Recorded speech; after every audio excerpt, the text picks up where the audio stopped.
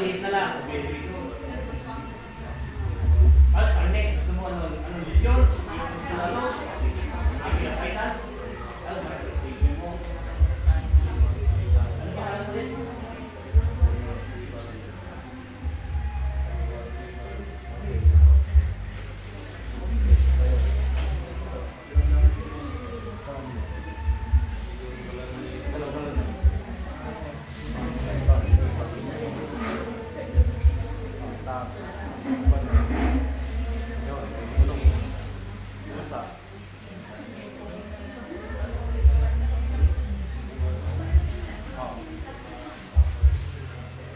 Pero kumusta ang pakiramdam sa bayo?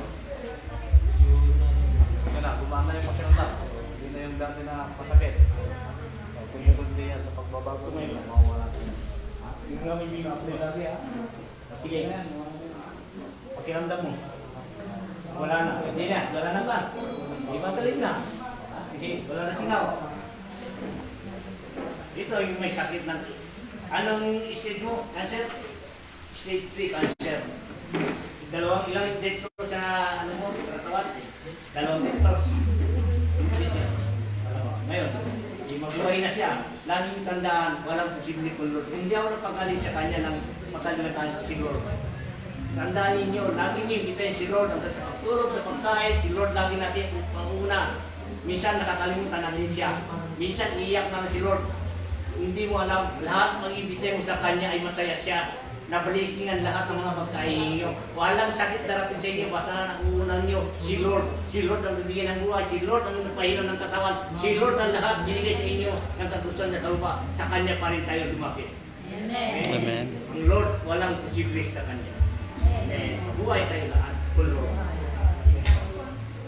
Hindi yung lahat ng sakit. Maraming salamat. Amen.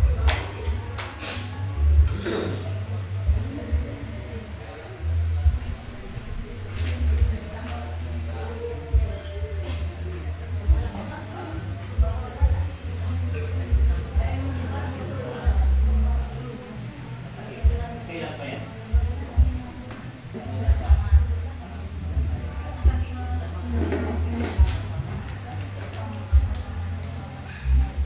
May buwangi.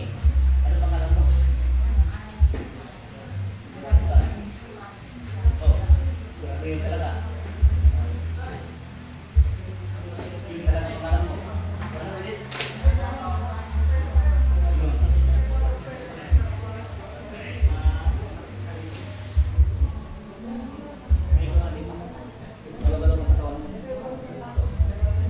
Sige, patasas bang yung matawag, dalawang yun, pag may buwangin pa. Meron pa. Sigurado ka, meron pa. Pasalamat ka sa kanya. Tuwing ka sa akin ulit. Kinamdam mo kung meron pa. Ako, di pa ganda, magsalamat sa kanya. O kaya, magsalamat. Sige, kinamdam ulit. Ha? Yung buksan sa loob, pagmamahal ng ina. Buksan mo. Kunti na lang, yung kunti. Yung bilisan yung puso mo, kung may galit ka, may galit kaya ka. Tuduan ka. Katawan. Yung nakasala sa'yo, yung tawad mo. Natawa ka na saan, wala. Tuduan ka. Isa kasi maliit, ka na nagawa ng kasalanan. Meron na wala. Lahat ng bagay sa mundo, yung sinilang tayo, kasalanan tayo. Basta sabi mo, sabi mo, okay lang, dapat lang alisin. Kung ang lahat ng kiring-kim mo yun, hindi ka marunong patawad. Ang Diyos na marunong patawad, ako pa. Puso kailangan natin. Tawad, Lord, sabi mo, ang lahat ng sakit ko, Lord, alisin mo. Dahil alam ko, ikaw lang ang pwede magpagaling sa akin. Ako, sabihin ko lang. Ngayon, kung totoo ka, tignan mo ang mata mo kung meron pa. Wala na. Ayun. Sabi ng pagmamahal ng Diyos, ano? Magpatotoo ka lang, ang Diyos ay nasa iyo. Amen. Okay? Kung kayo ay kinimkim, alisin nyo na yan. Ang Diyos marunong patawad at kayo pa. Ang pagkikimkim nyo yan, lalong iiksi ang buhay ninyo. Dahil wala kang gana kumain. Panay sakit ng ulo lagi dahil di ka marunong magpatawad. Kailangan magpatawad tayo dahil ang Diyos marunong magpatawad, tayo pa, tao lang na tayo. Dahil ang katawan natin pinahiram lang ng Diyos. Isang espiritu rin tayo. Oras ka nawala sa mundo, kahit pamilya mo, hindi ka nakilala niya. Walang tutulong sa iyo kung hindi iyong sarili lang. Para kang isang kaluluwang ligaw. Di ka makapasok sa bahay mo. Kung halimbawa, wala nang makakita sa iyo, ikaw lang. Kung sino man ang pababa sa iyo sa lupa, siya rin magpapakyat sa iyo. Kung makita niya, kung gandang gawain ninyo. Mundo natin, pagsamantala lang samahan dito sa pamilya natin. Pagsamantala lang ang tunay, mag-isa ka lang. Bumaba, mag-isa ka rin umakyat. Walang tumulong kayo kung hindi yung sarili gawain ng kabutihan. Amen? Amen. Huwag mong sabihin, marami ang pamilya dito.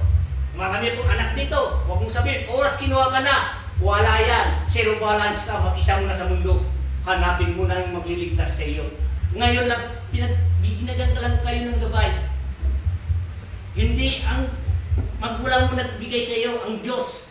Binaba ka lang. Nilagay ka lang sa tiyan para magkatawan tao ka. Tulad ni Jesus.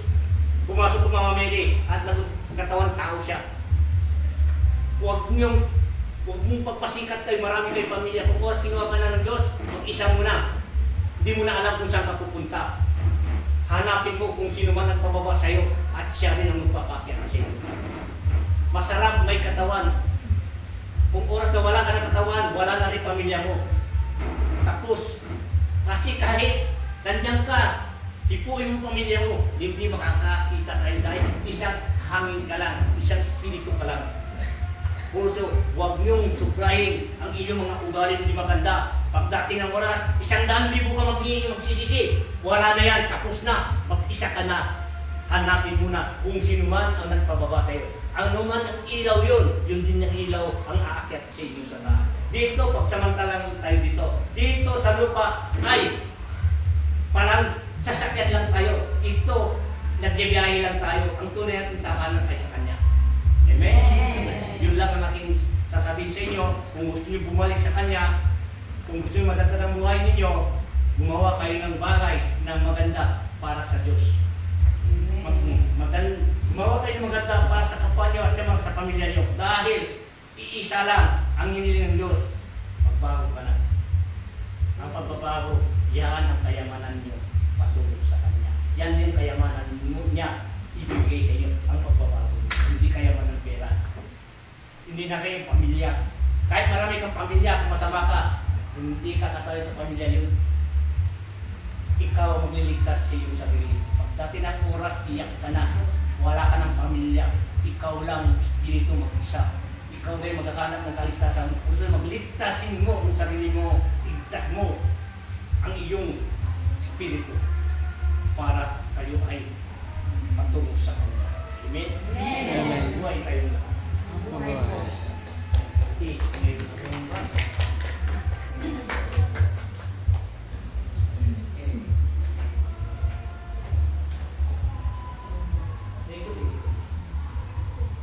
Yes, tama.